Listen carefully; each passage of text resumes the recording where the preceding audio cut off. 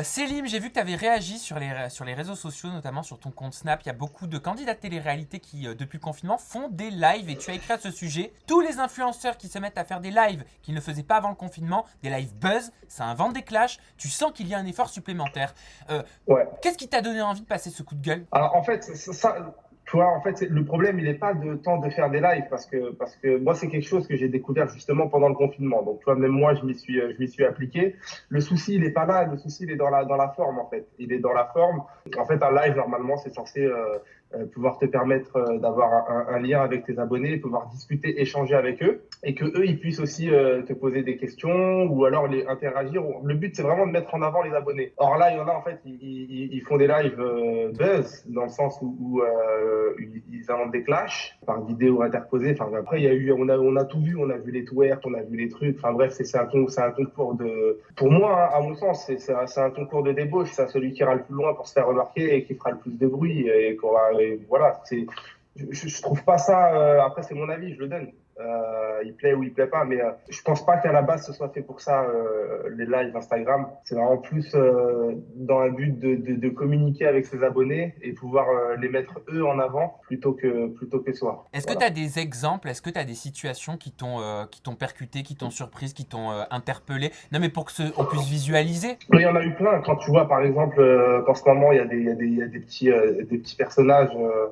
J'ai cru en voir deux, trois, je sais plus comment ils s'appellent, mais des petits personnages qui sont un peu, tu sais, qui font un peu tout et n'importe quoi, un peu comme Ruby Nicara ou il y avait Harouf Gangsta, tout ça, enfin bref. Et puis il y en a plein d'autres là qui sont sortis durant le confinement, des petits jeunes, des mineurs en plus, hein, des petits qui ont 15, 16 ans, 17 ans, que tout le monde s'arrache dans leur live, en fait. Ils veulent tous faire des lives avec eux. Donc quand je dis tous, c'est la plupart des influenceurs ou des gens de télé aujourd'hui. J'étais très content du résultat de l'interview que j'avais enregistrée avec Ruby Nicara, qui moi m'avait permis de la découvrir différemment justement Ouais, que comme juste la Ruby Nicara en folie que je voyais sur ses réseaux. ouais, Je vous mets le ouais. lien dans la description, allez le voir parce que je trouve que ça mérite d'être vu. Voilà. Donc pour rebondir sur Ruby Nicara, qu'est-ce qui t'a choqué? En fait, moi, je regarde pas trop, mais en fait, je le vois par rapport aux pages Actu Télé, etc., qui relayent justement ces moments de clash.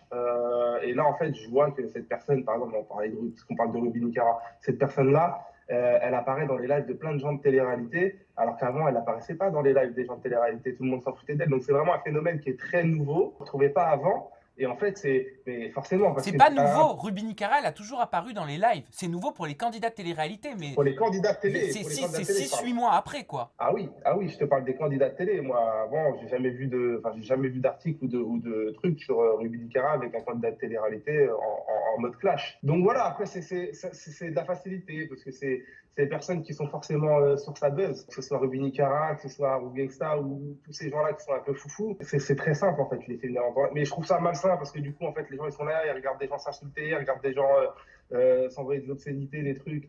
J'aime pas ça, tu vois. Franchement, je trouve ça. Tu vois, pour moi, je compare ça à un humoriste. Tu vois, c'est comme mettre des meufs à poil dans son live, tu vois, pour faire des vues et dire, regarde, Mais j'ai qui fait fait 200 000 ça? vues. Mais qui fait ça? Il y en a eu plein. Il y a eu Adrien, j'ai dénoncé Adrien. Il y en a plein. C'est un phénomène de mode. À la base, c'est né aux États-Unis, Attends, ça. attends, attends, excuse-moi. Qu'est-ce qu'il a fait, Adrien? Adrien Laurent? Ouais. Qu'est-ce qu'il a fait? Ben, il fait des lives. En ce moment, il fait des lives où il fait twerker des meufs. Donc maintenant, il a un peu élargi. C'est vrai que je lui ai fait la remarque en personne. Je lui ai envoyé un message. Je lui ai dit, bah, écoute, frérot, t'as vu, je te juge pas, tu fais ce que tu veux. La seule chose qui me dérange, en fait, c'est que ben, on est en confinement et que, assurément, il y a des mineurs qui vont regarder tes lives. C'est obligé. Ça, tu peux pas me dire le contraire. Oui, mais il est tard. Il m'a dit, oui, mais il est tard quand je l'ai fait, machin et tout. Je lui ai dit, oui, mais qu'il soit tard ou pas tard, un enfant, aujourd'hui, il dort avec leur téléphone, donc il a accès à Instagram. Je lui dis, même aujourd'hui, quand tu regardes des clips un peu hot, un peu érotiques, etc., il y a un moins de 18 à la télé. Toi, il n'y a même pas de moins de 18, il n'y a rien. C'est-à-dire, t'avertis même pas ton public que ça peut, tu vois ce que je veux dire. Et quand je te dis twerk, on a vu des trucs, des strings, enfin, tu voyais la bordure de l'anus et tout, enfin, des dingueries. Moi, ah oui, oui, oui, oui, oui, On oui, voyait les fesses de jeunes filles? oui. Mais des jeunes filles qui sont connues ou pas? Non, non, des anonymes, des anonymes. Donc voilà, c'est pareil aussi comment tu vérifies leur majorité. Tu vois ce que je veux dire? Elle te dit qu'elle a 18 ans, ça y est, tu la laisses danser. Tu vois, enfin, je trouve ça très, en fait, je trouvais ça très dangereux. Donc, déjà, dans un premier temps, c'est quelqu'un qu'à la base j'aime bien, Adrien. Donc, je me suis permis de lui envoyer un message en privé, de lui dire, fais attention, essaye de structurer les choses. Si tu ferais la même chose qu'avec des majeurs, ça me poserait pas de problème. Je juge personne, tu fais ce que tu veux, c'est ton kiff, tu veux voir des meufs twerker, c'est ton problème. Le seul truc là qui me dérange, en fait, c'est que ça peut vite basculer dans quelque chose de beaucoup plus dangereux. en fait. Et donc, du coup, c'est vrai que là, ces derniers temps, ces 2, 3 derniers jours, déjà, il a élargi un peu le truc. Ça veut dire que, il fait chanter des gens, il y a aussi des magiciens. Bon, c'est plus trop axé sur le twerk, mais bon, on comprend bien que c'est le twerk qui l'intéresse. Et surtout, voilà, il a quand même averti, il met quand même sur ses affiches, les affiches promotionnelles, il a quand même mis un moins de 18, etc. Enfin bref. Voilà. Mais je trouve ça quand même très dangereux. On est sur les réseaux encore une fois et ça peut aller très très vite. T'es pas à l'abri que tu fasses danser une mineure alors que t'es pas au courant et que toi t'es derrière en train de faire. Tu vois ce que je veux dire ça, voilà. Pour revenir, Selim, sur Rubini Kara, est-ce que tu critiques les candidats de télé-réalité qui font des lives ou qui insultent Rubini Kara, ou est-ce que tu déplores ce que fait Rubini Kara? C'est ça que j'aimerais comprendre, parce que moi j'ai noté 2 déclarations. Une de Raph qui en live lui aurait dit « Toi t'es orpheline, c'est sûr et certain ». Nathania s'en est même mêlé, il lui a dit « Je pense que Monsieur Pépin, tu as un vrai problème psychologique de là à faire des lives et d'associer de la prostitution à des orphelins et des orphelines. Toi demain tu n'as pas tes parents, tu es forcément une pute. C'est exactement ce que tu m'as fait dans Les Anges ». Et Sarah Frézou qui lui disait à Rubini Kara, t'es la risée de tout le web.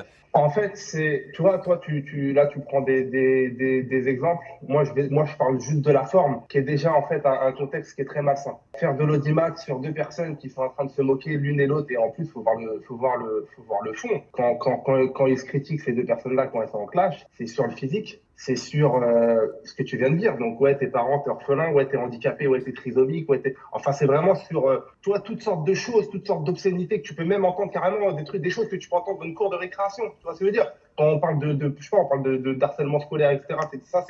C'est des choses que tu peux entendre dans le cadre d'un harcèlement scolaire, etc. Enfin bref, c'est des choses qui sont pas constructives. Et je pars du principe que quand tu tapes le million d'abonnés sur Instagram, tu te dois d'avoir une exemplarité. Tu vois ce que je veux dire?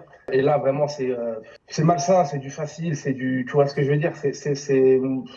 Voilà. Et encore une fois, hein, je pars du principe qu'on est des gens de télé-réalité et on est en majeure partie suivis par des adolescents. Voilà, c'est pas des gens de 40 ans qui nous suivent. La majorité, je parle. On va dire qu'à 60%, on est suivis par des moins de 25 ans, sûr, et beaucoup d'adolescents. Donc voilà, c'est pas l'exemple, c'est pas un bon exemple à donner à ses abonnés. Et encore une fois, durant ces lives-là, les abonnés n'interagissent pas. C'est-à-dire que tu es là, tu as 100 000 vues, mais à aucun moment, il y a une interaction entre l'influenceur et ses abonnés. C'est-à-dire que lui, il est là, il se clash avec la meuf, et les autres, c'est les spectateurs qui ont payé leur ticket, enfin, entre guillemets, c'est gratuit. Mais voilà. Mais il n'y a aucune interaction entre l'influenceur et il ne regarde pas les commentaires. Alors, elle a dit ça, ok, bah attends, tiens, on va. Tu vois ce que je veux dire? Il n'y en a pas, tu vois ce que je veux dire? Oui, c'est un canal de diffusion, c'est utilisé comme un canal de diffusion. Exactement, ouais, voilà, c'est ça. Donc, il y a pas le. Oh, je trouve ça dommage, je trouve ça dommage.